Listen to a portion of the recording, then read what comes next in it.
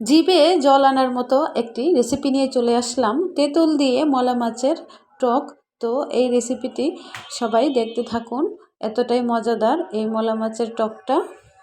100 গ্রাম মলা মাছ নিয়ে নেব। 4টা বেগুন টুকরো করে কেটে নেব। পরিমাণ মতো সাদা তেলে স্বাদ মতো লবণ, সামান্য পরিমাণ হলুদের গুঁড়ো দিয়ে বেগুনগুলো ভেজে নামিয়ে নেব। একই তেলের মধ্যে সামান্য পরিমাণ হলুদের গুঁড়ো, স্বাদ মতো লবণ দিয়ে মলা মাছগুলো ভেজে নামিয়ে নেব।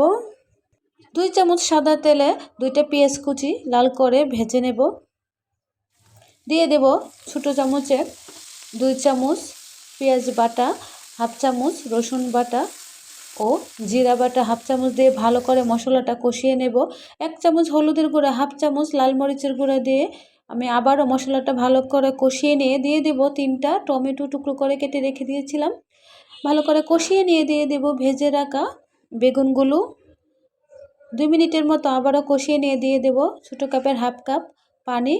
ঝোলটা ফুটে আসলে এখানে আমি নিয়ে নেব, এখানে পাকা তেঁতুল আমি ভিজিয়ে রেখে দিয়েছিলাম। এখন হাত দিয়ে চেপে চেপে রসটা বের করে নেব।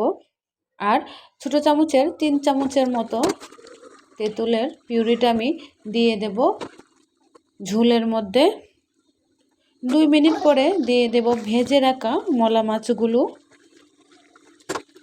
3-4টা কাঁচামরিচ দিয়ে আমি 5 থেকে 7 মিনিটের মতো রান্না করে নামিয়ে নেব। রেডি হয়ে গেল আমার মলা